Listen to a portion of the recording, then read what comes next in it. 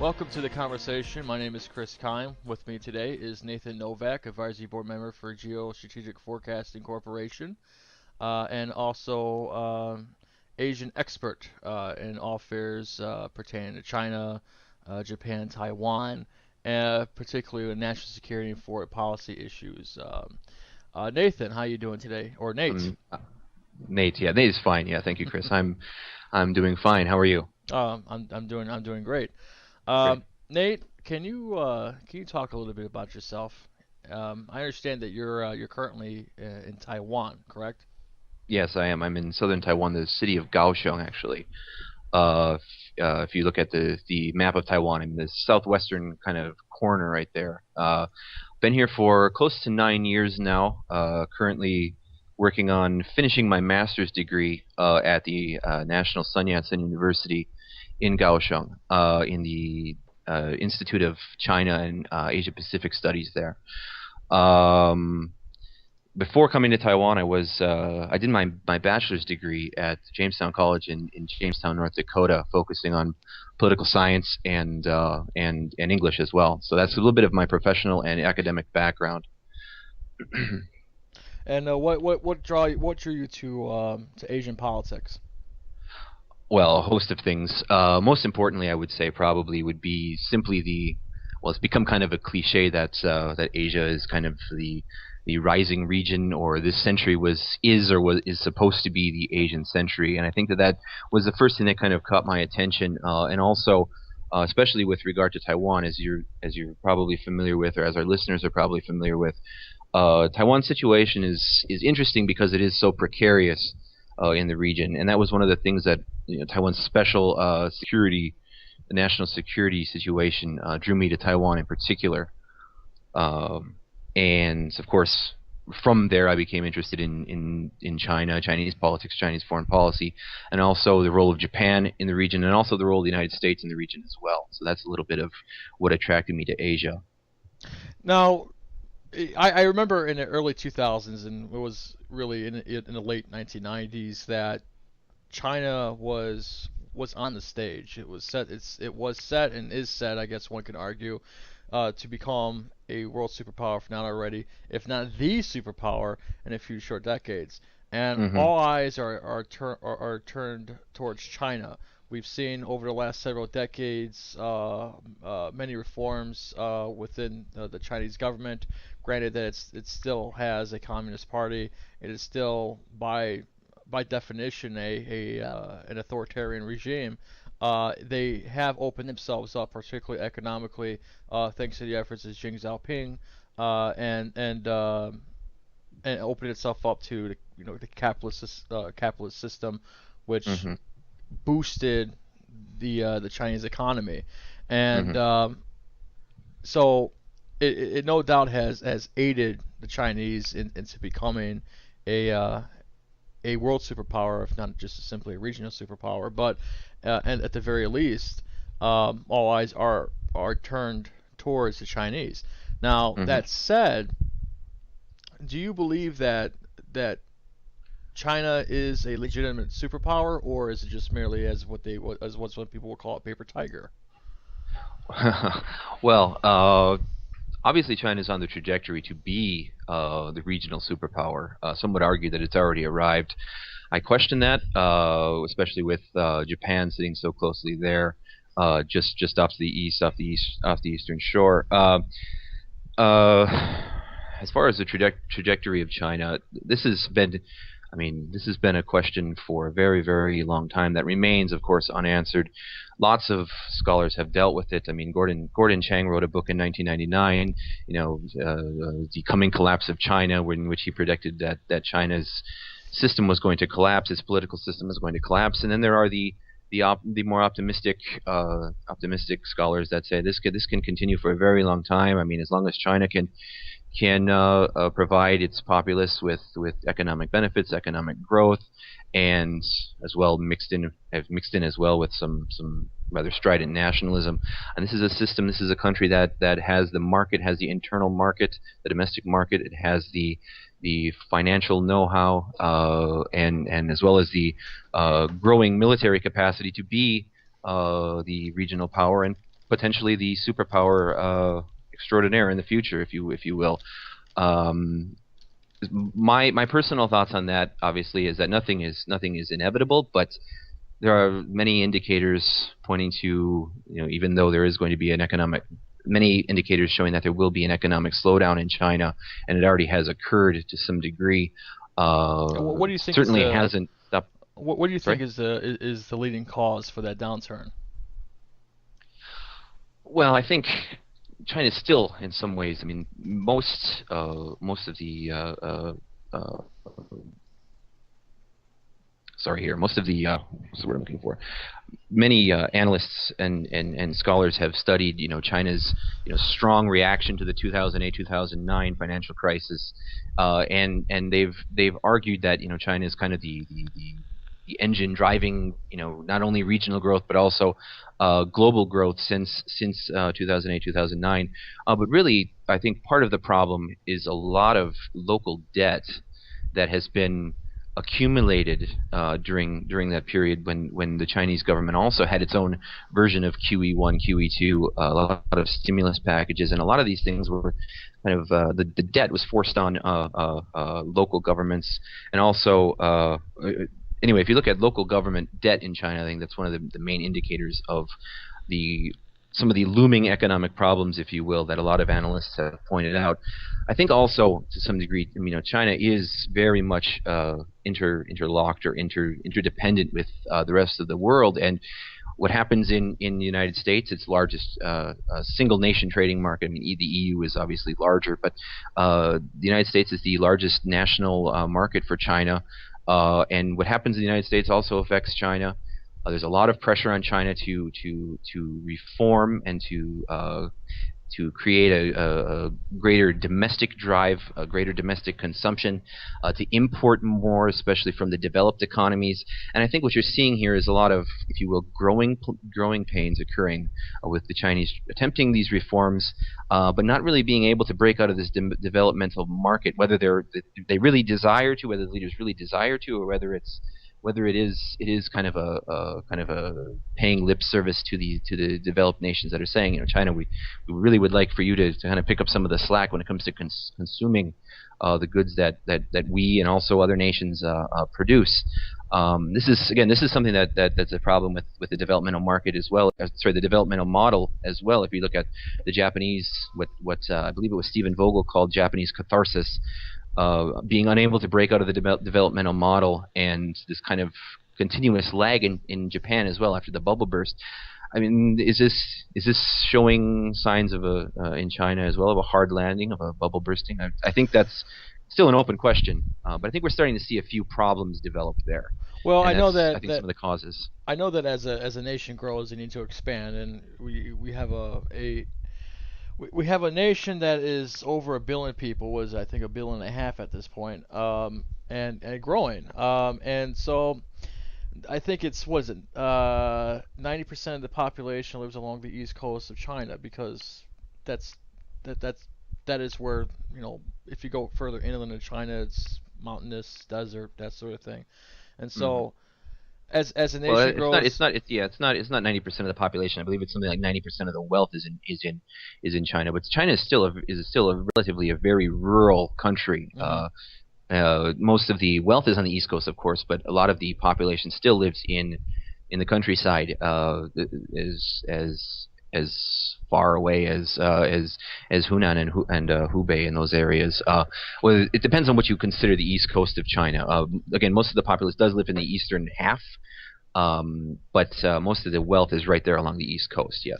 Right. And so while that is, they have to expand, and a few years ago, I've read reports that China, they were building worker colonies in Africa and South America in an attempt to Hmm. kind of uh, compete with the United States and European nations, and even local nations on the continent, uh, for resources, rare minerals, iron, gold, that sort of thing, in order Hmm. Hmm. to produce and sell. and so Mm-hmm. it seems that they've become a very large exporter of goods, especially to the United States. I know that here in the United States, you look at a Mm-hmm. lot of products, it's made in China. In fact, my cell Mm-hmm. phone, it's a smartphone, it was made in China, made in Mm-hmm. China. So Mm-hmm. it seems that they are definitely expanding globally to the point to Mm-hmm. where they're directly competing with other nations for resources. And Mm-hmm. Mm-hmm. what do you think is the reaction regionally in Asia towards China's uh, just expand basically Chinese expansion? Well, I think there are obviously many sides to this, but I think you could base them into two broad categories. Number one is obviously the economic opportunity that economic potential there for that, as you mentioned, that large market, which is nearing 1.4 billion people. That potential market is huge. It's large, and it's always kind of been sitting right there, waiting for the economy to develop and waiting for other nations to kind of take advantage of it. And so I think one on one side of the coin, you're looking at countries that they view this as a very large and very lucrative economic opportunity.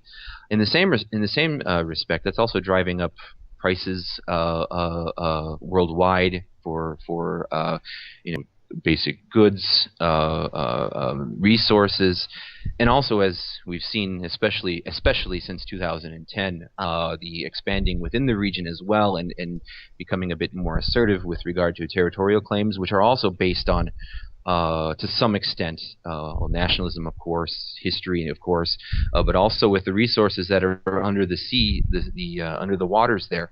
That's also, a driving factor for Chinese, if you will, expansionism in the region, and that's always kind of been there as well. And so, I think if you look at it, there are two sides. One is the obvious opportunity, and the other is the obvious potential threat that's there. That's I think it's a bit confusing for a lot of countries right now, and it's a bit unsettling. Yeah. Now, what do you think? How do you think the United States should respond to growing Chinese expansion? Well, this is kind of the what is it the most difficult question I think anyone It's could a very possibly ask complex. anyone. It's a very Yeah. complex question because there's a Um. lot of avenues that can be go Yeah. that one can go down Yeah. in an effort to um, either compromise with the Chinese or Mm-hmm. be in direct confrontation with the Chinese. But if you Mm-hmm. look at it from a political realist perspective, a lot of nations, all nations, Mm-hmm. are out there essentially for themselves, and so as a result, it, there's this Mm-hmm. direct competition between countries, and Yeah. so the United States and China obviously is a good pairing because they're both very large countries, they're both very influential countries. Uh, One nation, the United States, has expanded greatly over the last really over the last 60 years or so, Mm-hmm. and China is just now getting up there, and so now the Chinese are competing directly with the United States, and so Mm-hmm. Mm-hmm. um, that competition affects the United States in a way that it can take the U.S. down. Yep. In terms of influence, in terms of Mm-hmm. material, and in terms of standing. So, Mm-hmm. Mm-hmm. how would and of course this is just opining it, but how should the United States respond to such a situation? Well, I think the first thing that needs to be addressed here is that whether you believe that China is a partner or China is a threat. Okay? The most important thing I think that needs to be recognized is that it's a rival. It is a rival, and that doesn't necessarily mean that there has to be conflict. You can have rivals that are friendly rivals. You can have rivals that are conflicting rivals, but there is a rivalry there, and it is very very out in the open. It's very clear. Um, as far as particular measures that need to be taken, I mean, we could never add an exhaustive, we could never add an exhaustive list. But I think the most important thing right now, and I've written on this before in several locations, is I think it's very important for the United States to be very very clear with its allies, not only its intentions, but also that its capabilities will always be there whether necessary or unnecessary, that will always be uh, what's the word I'm looking for? That will always be a possibility. That always not a possibility. Possibility is a bad word. It will always be um, the probability for U.S. Intervention or U.S. Cooperation with U.S. allies will always be there. It will always be steadfast because especially with what happened recently, what happened in Crimea, Hmm. and with what happened with what has been happening recently with uh, what many scholars have called creeping Chinese expansionism in the South China Sea and the East China Sea, is that there really is not really a response from the United States. And what it is it's kind of it appears to U.S. allies that the United States is kind of wanting to have its cake and eat it too. It wants to have a good relationship with the nation that some of its allies view as the aggressor, and also wants to have a good relationship with those that are viewed in many cases as the victims, and that's a very unsettling situation for U.S. allies, especially for U.S. allies. Forget Vietnam, forget Indonesia, forget the countries that are not allied, but I mean Japan, South Korea, Well, the Philippines. well, you This is mentioned very unsettling. you mentioned Japan, and Hmm. Japanese Prime Minister Shinzo Abe is this summer is undertaking a very deep foreign policy initiative. The Hmm. diplomat has called it Japan's summer of diplomacy, and the new Hmm. Indian Prime Minister Narendra Modi is to meet with Prime Minister Abe in early July. Hmm.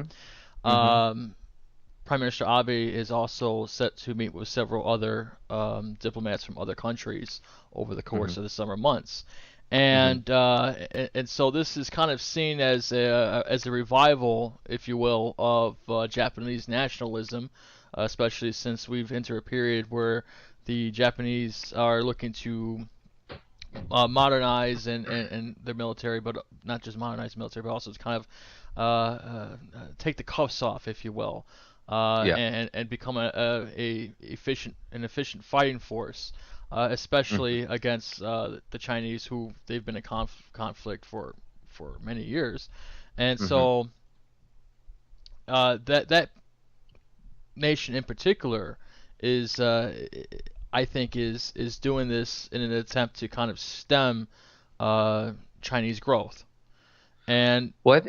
Continue. when dealing with the Japanese, that has definitely to be that must be considered in an effort to kind of mediate the conflict or the tension that would otherwise exist between Japan, and China, or any other country for that matter.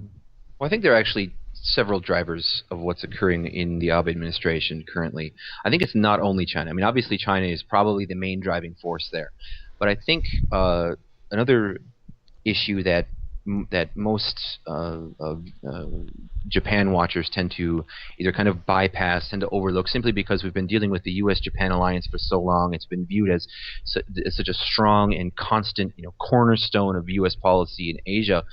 Another driver, I think it should be viewed as, I mean, very clearly by most analysts, is another driver of the Abe administration's regional diplomacy, is also the lack of clarity and lack of assurance from the United States.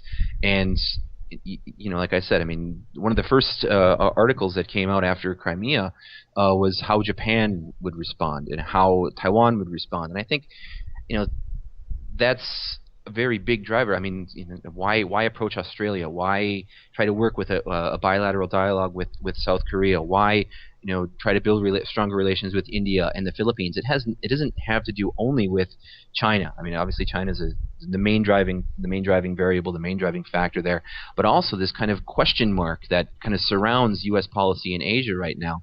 And for Japan, I mean, yes, there is the SDF forces, and yes, whether you believe that Abe is trying to revise the constitution or not, still, Japan's national security still, to a very large degree, depends on U.S. security commitments, and that commitment is, I think, in many corners of Japan, kind of viewed questionably right now. Hmm. Especially with the disputes in the East China Sea, and how the United States has not been, for a very long time, has not been very definitive on what position it takes on those disputes. on those problems with China, especially, this is very troublesome for the Japanese. I think it's very troublesome for the Japanese. I think back to just a few short years ago during the Iraq War, where the Japanese had sent troops to Mm, Iraq, and it was only for a couple of years, and it was largely humanitarian.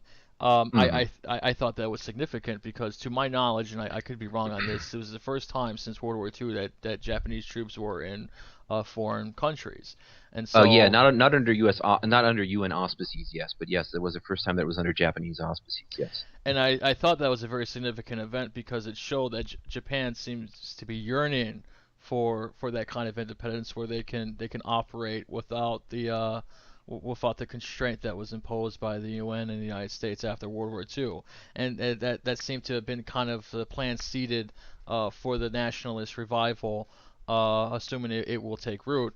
But nonetheless, the foreign commitments by Japan, in this case Iraq, was very significant, even if it was minimum compared to, say, the United States and Great Britain.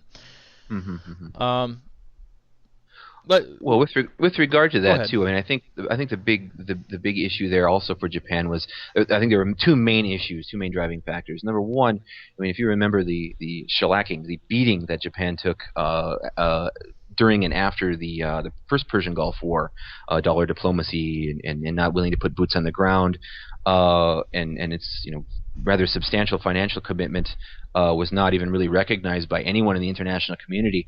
I think that was the first driver, that the Japanese wanted to show very clearly that they were in that coalition. They were a part of that coalition. They wanted to show, especially to the allied superpower, the United States, that they were actually, they were willing to get a little bit dirty in that situation.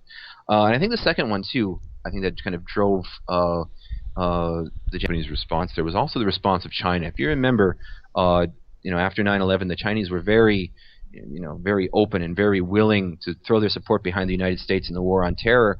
And I think that was a bit of a catalyst for Japan because, I mean, ever since the Clinton administration, the late in the Clinton administration in 1998, there's been this idea of Japan passing. It's being passed over by the United States, and it's Hmm. becoming a U.S. China dialogue, and it's no longer a U.S. Japan partnership, but China is also moving in there. I think there was a bit of competition for the superpower there, if you And I will, think, between Japan and China. and wasn't that partly due to the Japanese economic crisis in the 1990s?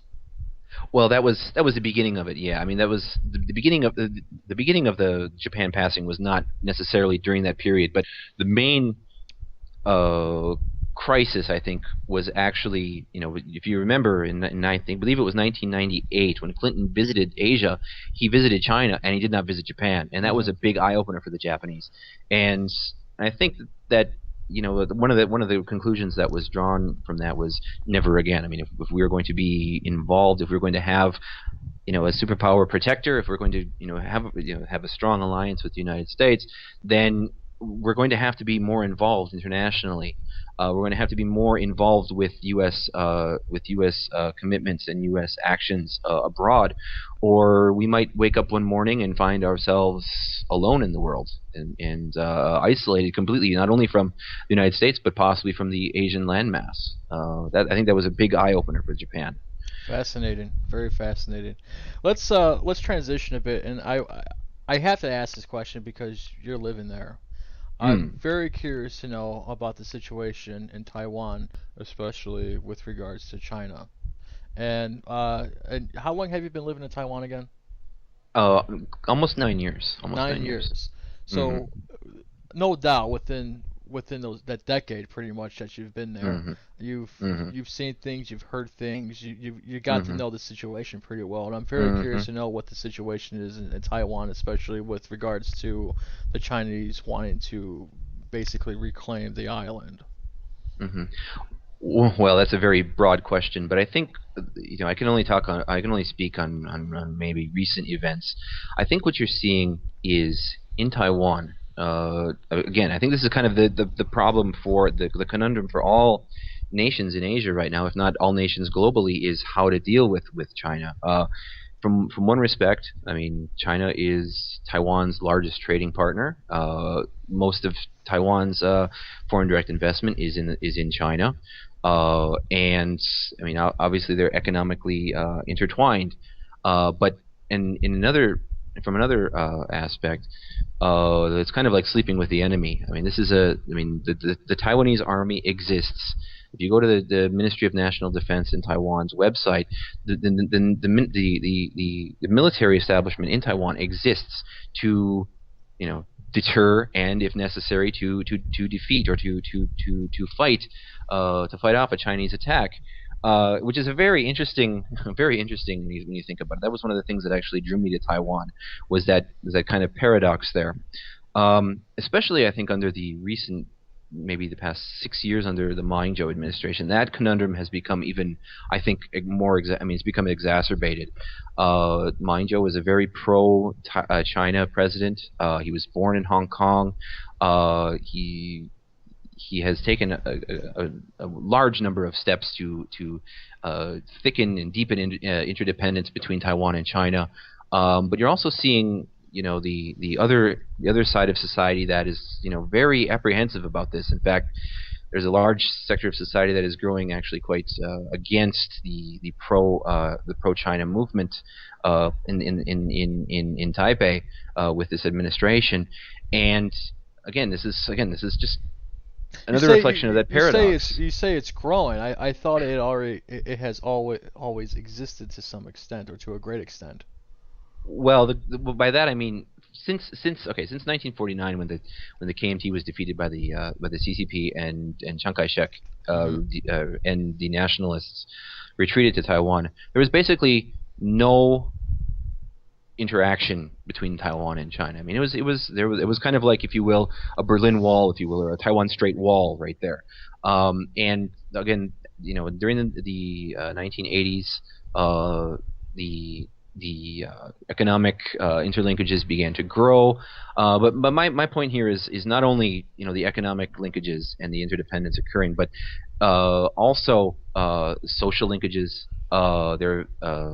There exist mainland Chinese newspapers offices in Taiwan now. There are direct flights now. This occurred, I believe, in 2009, the first direct flight from China to Taiwan under the Ma Ying-jeou administration. And so there's no longer that economic Berlin Wall, if you will, has been broken down. It was broken down long ago, especially with links to Hong Kong and these sorts of things. But politically, there have been informal, or not, as they say, unofficial meetings between Taiwan officials and officials from China. Social interaction. There are now, Chinese nationals are free to visit Taiwan whenever they want to. Individually, there's been economic. There's been FDI coming in from China, if you will, investment coming in from China to Taiwan as well. And these were things that did not exist even 7 years ago. And this is basically due to the Ma Ying-jeou administration's agenda with regard to approaching China, to thickening and deepening interdependence with China. So let's project. Sure. Long term. By long term, I mean 20 to 30 years. Okay. Where do you see China? Where do you see Japan? Where do you see Taiwan? This is the mother of all questions. I'm actually, I'll answer the question with Taiwan, because this has been something that I've been asked several times before, and it's fairly easy for me to answer. I'm actually quite, and this is not a normative statement. This is not something that I wish to see happen.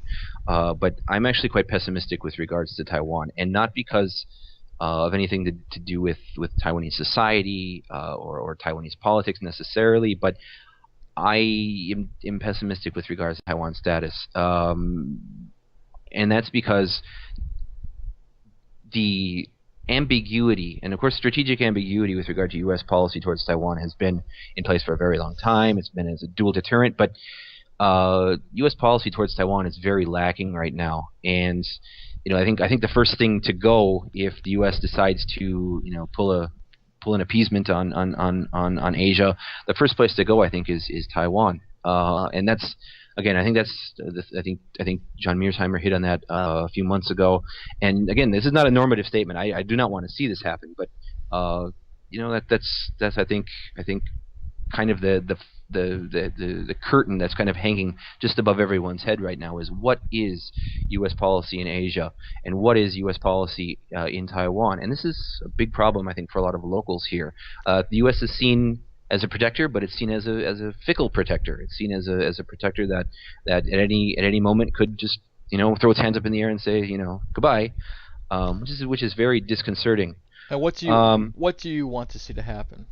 What do you want to see happen with regards to Taiwan? Personally, well, I'm married here. I have a son who's half Taiwanese. Personally, I would like to see Taiwan be treated as a nation equal status to any other nation in the world. And most importantly, though, to get my own personal feelings out of it. Most importantly, I think it's very important for the Taiwanese people themselves to decide their own future. And the reason why I say that, I mean, the Chinese have said many times that the Chinese will also the Chinese, if you will, on the other side of the Taiwan Strait from me. The Chinese have said that they feel that they are entitled also to have a say in Taiwan's future. But I'm not quite sure how that will work. I mean, if you have a non-democratic country having a non-democratic say in another democratic country's future, it seems that there's a lot of cognitive dissonance there for me. Mm-hmm. So anyway, my point is with regard to Taiwan is that it's very important that the Taiwanese people make the decision for themselves and that the rest of the world respects it, which, again, that's a mouthful, but it's democracy at work. That's how things Yeah. have been playing out for the last several decades, and that's pretty much how it'll play out for the next several. Well, hopefully, yeah. Well, hopefully, even Yeah. even in China, there's some semblance of democracy there, even though you only have a choice between the Communist Party and the Communist Party. But Yeah. but regardless, that's very very enlightening discussion. I've certainly learned a lot regarding the situation in Taiwan, situation in China, and just pretty much the region in Mhm. general. And I personally think keep your eyes on the region. I think Things are going to happen for better or worse. I think just in closing here, I think Asia's future depends on U.S. policy towards Asia and how the U.S. approaches Asia, and not only Asia but also its policy, its foreign in general towards the rest of the world. Not that the U.S. pulls the strings, but that a strong U.S. backing in Asia will make countries feel to deal with China. hmm Well, I think that this is I think that's where we're going to leave it. Nate, you're a fantastic guest. You're always welcome on the program, and Oh, well, I thank you. I thank you for your time. I know it's late right now in Taiwan. It's like Yeah. almost 11:30 p.m. there. You probably got to get to bed. For me, that's still early, but that's just me. Yeah. Nate, thank you very much. I thank you, Chris. This is the conversation, Hello? and I like to thank Hello? everyone. I think we're about to lose Nate. I like to thank everyone for joining in, and I'll see you next time. Goodbye.